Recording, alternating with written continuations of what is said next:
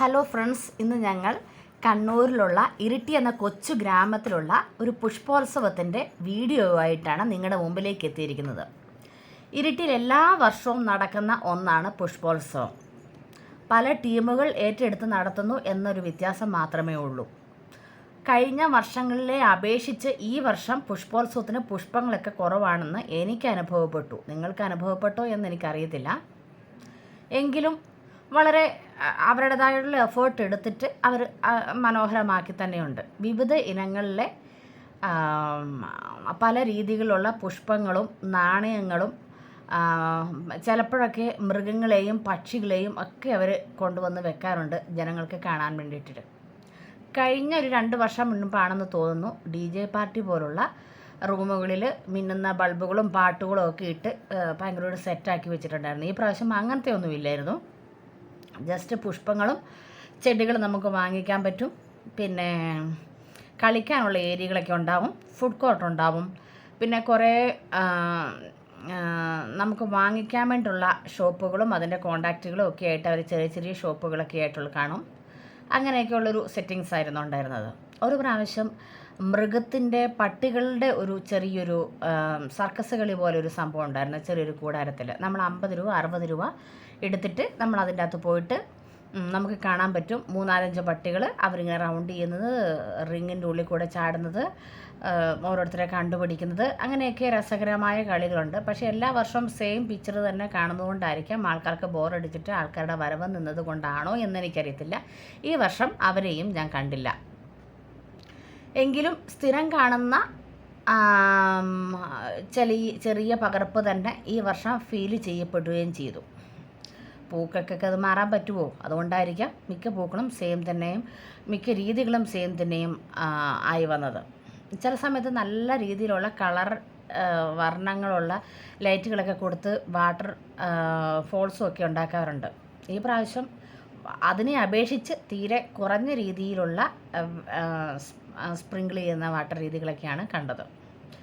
എങ്കിലും ഉള്ളതിൻ്റെയൊക്കെ പിക്ചറുകൾ എടുത്ത് നിങ്ങളുടെ മുമ്പിലേക്ക് എത്തിച്ചിട്ടുണ്ട്.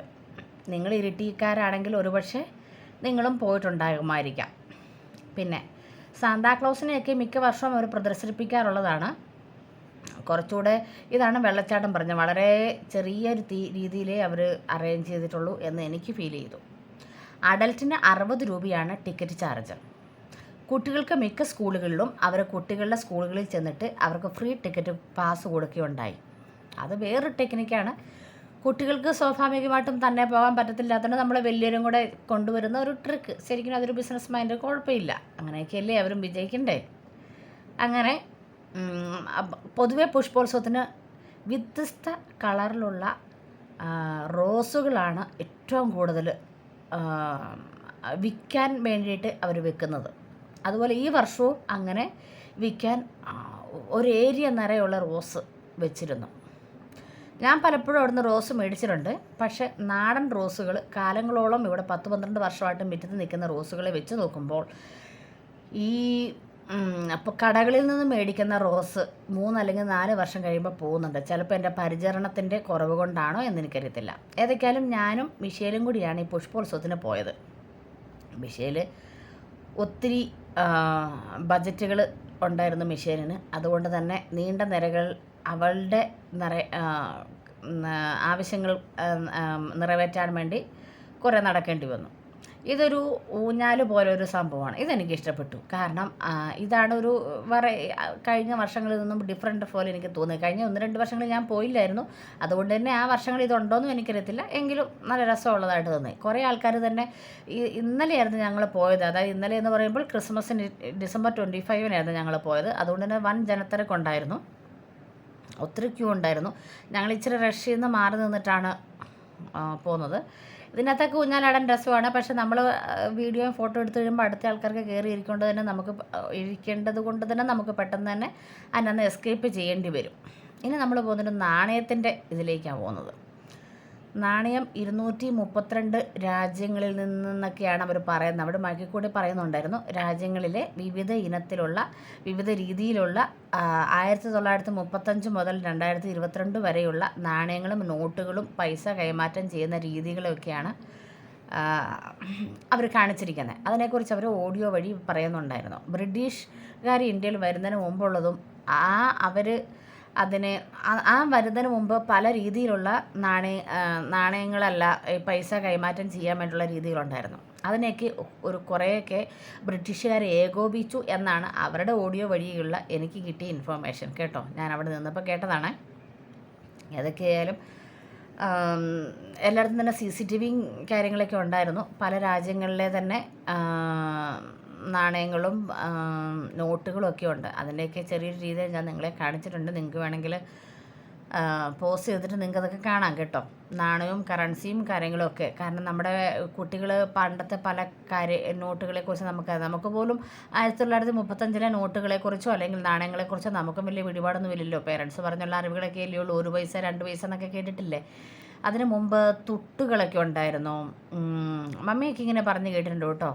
അണ പൈസ എന്നൊക്കെ പറഞ്ഞിട്ട്, അണ, ഒരണ, അരയണ, കാലണ എന്നൊക്കെ പറഞ്ഞിട്ട്, ഈ പണിക്കൂലിയൊക്കെ അരയണ, കാലണ ഒക്കെ ഉണ്ടായിരുന്നു. ഒരണ എന്നൊക്കെ പറഞ്ഞാൽ ഭയങ്കര സംഭവമൊക്കെ ആയിരുന്നു. ചായയും കടിയും വരെ കിട്ടുന്ന കാലഘട്ടങ്ങളിൽ എനിക്ക് തോന്നുന്നു 1950-60 കാലഘട്ടങ്ങളിലെ ചരിത്രങ്ങൾ എൻ്റെ പേരൻസ് പറയുമ്പോൾ ഞാൻ കേട്ടിട്ടുണ്ട് ഈ അരയണകളെ പറ്റി. പക്ഷെ ഞാനൊക്കെ വളർന്നു വന്നപ്പോൾ ഏറ്റവും ചെറിയ 5 പൈസയായിരുന്നു. നിങ്ങൾ ഈ കാണുന്നവർ വളർന്നു വന്നപ്പം ഏറ്റവും ചെറിയ പൈസ ഏതാണെന്ന് നിങ്ങൾക്ക് ഓർമ്മയുണ്ടോ? പക്ഷേ എനിക്ക് തോന്നുന്നു എൻ്റെയൊക്കെ പേരൻസ് 2 പേരും വിവാഹം കഴിച്ച ആ സമയത്തൊക്കെ 1 പൈസ 2 പൈസ ഉള്ളതായിട്ടൊക്കെ പറഞ്ഞ് ഞാൻ കേട്ടിട്ടുണ്ട്. അങ്ങനെ എന്തോ പറയുന്ന പോലെ തോന്നുന്നുണ്ട്. ചിലപ്പോൾ അതിനും ബാക്കിലാണോ എന്നെനിക്കറിയത്തില്ല. കാരണം കുറേ ഹിസ്റ്ററികൾ പേരൻസിൻ്റെ നിന്ന് കിട്ടിക്കഴിയുമ്പോൾ കുറച്ചൊക്കെ നമ്മുടെ ഒന്നും മിസ്സായി പോകുമല്ലോ. അങ്ങനെ കിടന്ന പണിക്കാർക്ക് ഇത്ര പൈസ എന്നൊക്കെ പറഞ്ഞ് ഇങ്ങനെ കേട്ടിട്ടുണ്ട് കേട്ടോ ഞാൻ.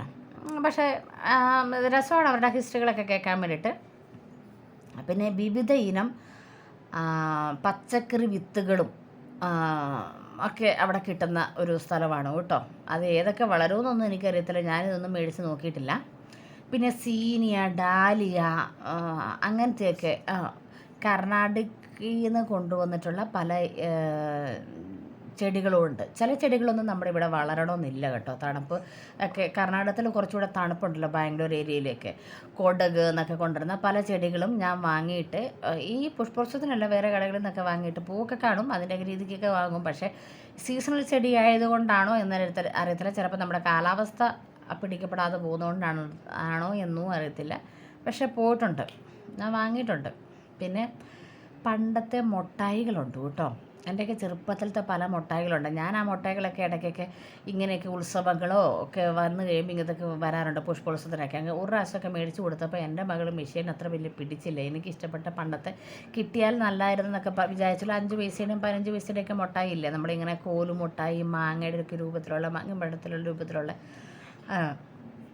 ഞാനും ഇത് കഴിച്ചായിരുന്നു. പക്ഷേ പണ്ടത്തെ ചെറുപ്പത്തിൽ കഴിക്കുന്ന ഒരു ഫീലിംഗ് എനിക്കും കിട്ടിയില്ല. ചിലപ്പോൾ നമ്മൾ വയസ്സായത് കൊണ്ടൊക്കെ ആയിരിക്കും. വയസ്സല്ല, ഞാൻ അത്ര വയസ്സൊന്നും ആയിട്ടില്ല കേട്ടോ. എന്നാലും ആ ചെറുപ്പത്തിൻ്റെ ഈ 5 വയസ്സും 6 വയസ്സും ഒക്കെ ഇല്ലാത്തത് കൊണ്ടൊക്കെ ആയിരിക്കാം അതും എനിക്ക് എൻജോയ് ചെയ്യാൻ അത്ര പറ്റിയില്ല. പണ്ടെന്ന് പറഞ്ഞാൽ ഭയങ്കര ഒരു സംഭവമായിരുന്നല്ലോ ഇങ്ങനത്തെയൊക്കെ മിഠായി. നിങ്ങളും കണ്ടിട്ടുണ്ടായിരിക്കും. ഇപ്പം മിക്ക കടകളിലും ഉത്സവ സമയങ്ങളിൽ ഇങ്ങനെയൊക്കെ വരാറുണ്ട് കേട്ടോ. എനിക്ക് ആദ്യം കണ്ടപ്പോൾ ഭയങ്കര കൗതുകമായിരുന്നു. ഒരു ഉത്സവത്തിന് പോയപ്പോഴാണ് ഞാൻ ഇങ്ങനത്തെയൊക്കെ മിഠായി വർഷങ്ങൾക്ക് ശേഷം കാണുന്നത്. ഒരു പക്ഷേ ഇപ്പം മിക്ക സംഭവങ്ങൾക്കും ഏതെങ്കിലും കടകളിൽ പഴയ ഇങ്ങനത്തെ സ്റ്റോക്ക് മിഠായികളൊക്കെ ഉണ്ടാക്കി കൊണ്ടുവരാറുണ്ട്. പിന്നെ കുറേ സ്റ്റാളുകളുണ്ട്, ബുക്കിൻ്റെ, മെഷീൻസിൻ്റെ. പണ്ടൊക്കെ പുഷ്പോത്സവത്തിനൊക്കെ പോയി ബെഡ്ഷീറ്റിൻ്റെയൊക്കെ സ്റ്റാളുകളുണ്ടായിരുന്നു. ഇപ്പോൾ അങ്ങനത്തെ ഒന്നും കാണില്ല. ചിലപ്പോൾ വിറ്റുവരവ് കുറവായതുകൊണ്ടൊക്കെ ആയിരിക്കാം. പിന്നെ ലേഡീസ് ഐറ്റംസ് എവിടെ പോയാലും നമുക്ക് കണ്ണ് നിറയെ കാണാനുണ്ടാവും ഇല്ലേ. ക്യൂടെക്സ്, മേക്കപ്പ് സെറ്റുകൾ, വള, മാല, ബാഗ്. പൊതുവേ ലേഡീസിനാന്ന് തോന്നുന്നു ഷോപ്പിങ്ങിന് ഏറ്റവും കൂടുതൽ. ആണോ, നിങ്ങൾക്കും അങ്ങനെ ഫീൽ ചെയ്തിട്ടുണ്ടോ? കഴിഞ്ഞിടയ്ക്ക് ഞാനൊരു ക്രിസ്മസിൻ്റെ സമയത്ത് ഇങ്ങനെ ഷോപ്പിൽ കയറി കഴിഞ്ഞപ്പം എൻ്റെ കണ്ണിൽ പെട്ടെന്ന് മുഴുവൻ ലേഡീസിനുള്ള ഐറ്റംസ് ആയിരുന്നു, പെൺകുട്ടികൾക്കുള്ള ഐറ്റംസ് ആയിരുന്നു. അങ്ങനെ ചിലപ്പം ബോയ്സ് അങ്ങനെ അധികം ഉപയോഗിക്കാറില്ലല്ലോ. എൻ്റെ കണ്ണിലൊന്നും തന്നെ പെട്ടില്ല. നിങ്ങൾക്കും അങ്ങനെയൊക്കെ ഫീൽ ചെയ്തിട്ടുണ്ടോ ഒരു ഷോപ്പിലേക്ക് കയറിയാൽ കൂടുതലും? പിന്നെ ഇവിടെ മൈലാഞ്ചി, മെഹന്തിയൊക്കെ കിട്ടും കേട്ടോ. പല രൂപത്തിലും ഭാവത്തിലും ഒക്കെ ഷേപ്പുകളൊക്കെ ഉണ്ടെന്ന് അവർ പറയപ്പെടുന്നത്. നമ്മൾ 20 രൂപയ്ക്കൊക്കെ കിട്ടും, ബിഗ് ബിയുടെയൊക്കെ കേട്ടോ. പിന്നെ സ്കൂളുകളിൽ അങ്ങനെ ഒന്നും ഇത് ഇട്ടുകൊണ്ട് പോകാൻ പറ്റത്തില്ലല്ലോ. അവിടെ നമുക്കാകെ ഈ ക്രിസ്മസ് വെക്കേഷൻ സമയത്തൊക്കെ 10 ദിവസം കൊണ്ടൊക്കെ ഇത് പോകും ഇട്ടാലും. അങ്ങനെയൊക്കെ നമുക്ക് ഉപയോഗിക്കാം. പിന്നെ നല്ല രസമുള്ള കമ്മലുകൾ, വാച്ച്. ഈ വാച്ചിനൊക്കെ 250 രൂപ കേട്ടോ. ഒരു ദിവസം നിൽക്കുമെന്ന് എനിക്കറിയത്തില്ലേ. ഞാനൊക്കെ മേടിച്ചിട്ട് ഒരു ദിവസം 2 ദിവസം അങ്ങനെ നിന്ന് എൻ്റെ മകളെ സ്കൂളിൽ കൊണ്ടുപോയപ്പോൾ ഇത് ഓട്ടം നിന്നു. അങ്ങനെ ഫ്രണ്ട്സ് കളിയാക്കിയെന്ന് പറഞ്ഞ് പിന്നെ ഞാൻ മേടിച്ചിട്ടില്ല. ഈ പ്രാവശ്യം അവൾ എന്നോട് ചോദിച്ചു. അപ്പം ഞാൻ നോക്കുമ്പോൾ ഒരു ദിവസത്തെ ഓടാൻ 250 രൂപ കൊടുക്കേണ്ട ആവശ്യമുണ്ടോ എന്നതിൻ്റെ ഒരു റീതിങ്കിങ് കാരണം ഞാൻ മേടിച്ചില്ല. അതുകൊണ്ട് എൻ്റെ മകൾക്ക് എന്നോട് പരിഭവം ഉണ്ടായിരുന്നു. എങ്കിലും അടുത്ത കടയിൽ നിന്ന് ഈ ബബിൾസൊക്കെ വിടുന്ന ഒരു സംഭവം ഉണ്ടല്ലോ, സോപ്പ് സൊല്യൂഷൻ്റെ വഴി, അത് വെച്ച് എന്നെ വധിച്ചു. അങ്ങനെ അതിന് 100 രൂപയായിരുന്നു കേട്ടോ. ഈ സാധനം നിങ്ങൾക്ക് ഇഷ്ടപ്പെട്ട എനിക്ക് പിള്ളേരും തന്നെ ഇഷ്ടപ്പെടുന്ന ഒന്നാണ് ഇത് ഉണ്ടാക്കി. അത് നമുക്ക് വീടുകളിൽ നിന്നും ഉണ്ടാക്കാവേ. സംഭവം നമുക്ക് അവർ തരുന്ന ഒരു സെറ്റ് സാധനം മേടിച്ചാൽ മതി. എന്നിട്ട് പിന്നെ ഈ പാത്രം കഴുകുന്ന സോപ്പ് സൊല്യൂഷനാട്ടോ നല്ലത്, മറ്റേ സോപ്പ് സൊല്യൂഷനല്ല. അല്ലേ മിഷേലെ? പാത്രം കഴുകുന്ന സോപ്പ് സൊല്യൂഷനല്ലേ? അത് വെച്ചിട്ട് കലക്കിയിട്ട് നമുക്ക് ഇത് മുക്കി ഇങ്ങനെ ഊതി വിടുവാണെങ്കിൽ വലിയ വലിയ ബബിൾസൊക്കെ ഉണ്ട്. എനിക്കൊന്ന് ഞാൻ യൂട്യൂബ് തുടങ്ങുന്ന സമയത്ത് ആദ്യ കാലഘട്ടങ്ങളിൽ ഇതിൻ്റെ ഒരു വീഡിയോ തന്നെ തയ്യാറാക്കി ഇട്ടിട്ടുണ്ടായിരുന്നു. നിങ്ങൾക്ക് കാണണമെങ്കിൽ നിങ്ങൾക്ക് സെർച്ച് ചെയ്യാം. നിങ്ങൾക്ക് ഇൻട്രസ്റ്റ് ഇല്ലെങ്കിൽ പ്ലീസ് ഡോണ്ട് വാച്ച്. ഓക്കെ. പിന്നെ വിപണനമേള എന്നൊക്കെ പറഞ്ഞ് എല്ലാ ഷോറൂമിൻ്റെ തന്നെ വീഡിയോ നിങ്ങളുടെ മുമ്പിലേക്ക് എത്തിച്ചിട്ടുണ്ട് കേട്ടോ. കാരണം രസമല്ലേ, നമ്മളെ ഇടയ്ക്കൊക്കെയല്ലേ ഇത് പോകുന്നത്. ഈ ഡ്രസ്സുകളുടെയൊക്കെ ക്വാളിറ്റി എനിക്കറിയത്തില്ല, കുഴപ്പമില്ലായിരിക്കും. നല്ല ഡ്രസ്സുകൾ തന്നെയായിരിക്കും കേട്ടോ. കാരണം കുറേയൊക്കെ ലാഭത്തിന് നമുക്ക് കിട്ടും ഇങ്ങനത്തെ പേനകളൊക്കെ കേട്ടോ. നമ്മൾ ഇത് ഇങ്ങനത്തെ പേനകളൊക്കെ ചിലപ്പോൾ അല്ലാത്ത കടച്ച് വെച്ചാൽ ഭയങ്കര വിലയൊക്കെ ആയിരിക്കാം. ചിലപ്പോൾ നല്ല ലാഭത്തിനൊക്കെ കിട്ടും. ഇനി ഒരു ഫുഡ് കോർട്ടിലേക്കാണോ പോകുന്നത് നിങ്ങൾക്ക് സംശയമുണ്ടോ? ഈ വേറെ കൺട്രീസ് ഉള്ള ഫുഡ്സ് ഇതാണ് ഞാൻ വാങ്ങിയത്. വേറെ കൺട്രീസിലല്ല, വേറെ സംസ്ഥാനത്തെ സ്റ്റേറ്റിലെ കേട്ടോ. അതായത് കേരളത്തിന് വെളിയിലുള്ള നോർത്ത് ഇന്ത്യൻ വിഭവങ്ങളാണ് ഇവിടെ. ഇത് പാവ് ബജിയാണ്, മുളക് ബജി, പാവ് ബജി, കോളിഫ്ലവറിൻ്റേത്, പാനിപ്പൂരി. ഈ ഐറ്റംസുകളൊക്കെ ഉണ്ട്. ഞങ്ങൾ മേടിച്ചത് കോളിഫ്ലവറിൻ്റെ ഒരു സെറ്റിന് 70 രൂപയാണ് കേട്ടോ. പാനിപ്പൂരിക്ക് 60 രൂപ ഒരു പ്ലേറ്റ്, ചെറിയൊരു പ്ലേറ്റ് കിട്ടുന്നൊരു സംഭവം ഞാൻ കാണിച്ചിട്ടുണ്ട് വീഡിയോ. പിന്നെ കരിമ്പൻ ജ്യൂസ് അങ്ങനെയൊക്കെ ഉണ്ടായിരുന്നു. ഞങ്ങൾ ഈ 2 ഐറ്റംസ് മാത്രമേ ഞങ്ങൾ വാങ്ങിയുള്ളൂ. ഞാൻ മിഷേനോട് പറഞ്ഞായിരുന്നു മുളക് ബജി മേടിക്കുന്നോ, കാരണം അതൊക്കെ ചിലപ്പോൾ നമ്മുടെ സാധാരണ കടലൊക്കെ കിട്ടാൻ പാടാണല്ലോ എന്നൊക്കെ. ഇങ്ങനെയൊക്കെയുള്ള സമയത്തൊക്കെ നമുക്ക് കിട്ടത്തില്ല. അപ്പം രണ്ട് സമയത്തായിട്ട് കഴിച്ചപ്പോഴത്തേക്കും മിഷേലിന് വയറ് ഫുള്ളായി. പിന്നെ എനിക്കും ഫാസ്റ്റ് ഫുഡിനോട് അത്ര താല്പര്യമില്ലാത്തത് കൊണ്ട്, പിന്നെ പോക്കറ്റ് കാലിയാവണ്ട എന്നുള്ളത് കൊണ്ടും ഞാൻ അതിലേക്ക് ഇറങ്ങി പുറപ്പെട്ടില്ല.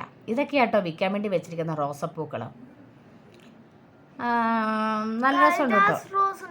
പല പല ചെടികളുണ്ട്, വളമുണ്ട്, ചട്ടികളുണ്ട്, ചെടിച്ചട്ടികളുണ്ട്. ചെടിച്ചട്ടികൾ അത്യാവശ്യം ലാഭത്തിന് തന്നെയാണ് അവിടെ വിൽക്കുന്നത്. എൻ്റെ അപ്പയും പറഞ്ഞു, നേരത്തെ പുഷ്പോത്സി പറഞ്ഞു അപ്പയ്ക്ക് ഭയങ്കര ഇഷ്ടമായി ചെടികൾ. ഞങ്ങളുടെ വീട്ടിൽ ഇച്ചിരി കുറവായിരുന്നേ. അപ്പ പറഞ്ഞു നമുക്ക് മേടിക്കാം. അപ്പം അപ്പേനെ വിളിച്ചോണ്ട് വന്നിട്ട് അപ്പയും അമ്മയും കൂടെ സെർച്ച് ചെയ്ത് വാങ്ങി. 2000 രൂപയുടെ ചെടി വാങ്ങിച്ചു. ഏതൊക്കെയാലും പോയത് മുതലാക്കണ്ടേ. 60 രൂപയുടെ ടിക്കറ്റ് എടുത്ത് കയറിയതല്ലേ. മിഷേലിന് ടിക്കറ്റ് ഫ്രീ ഉണ്ടായിരുന്നു കേട്ടോ. മിഷേലിൻ്റെ സ്കൂളിൽ നിന്ന് ചിൽഡ്രന് കൊടുക്കുന്ന ഫ്രീ ടിക്കറ്റ് ഉണ്ടായിരുന്നു. പിന്നെ എനിക്കും ഹസ്ബൻഡിനും മാത്രമേ ടിക്കറ്റ് എടുക്കേണ്ടി വന്നിട്ടുള്ളായിരുന്നുള്ളൂ. കടലാസ് റോസിൻ്റെ ഐറ്റംസ് കുറവാണെന്നാണ് എനിക്ക് തോന്നുന്നത്. ഓറഞ്ച്, ഒരു പർപ്പിള്, പിന്നെ റോസ്, വൈറ്റ്, അങ്ങനെയൊക്കെ ഞാൻ കടലാസ് റോസിനെ കേട്ടുള്ളൂ. പക്ഷെ അതിനേക്കാൾ ലൈറ്റ് റോസും ഉണ്ടായിരുന്നു കേട്ടോ. പക്ഷെ അതിനേക്കാളും മൾട്ടി കളറല്ലേ കടലാസ് റോസ് പൊതുവേ.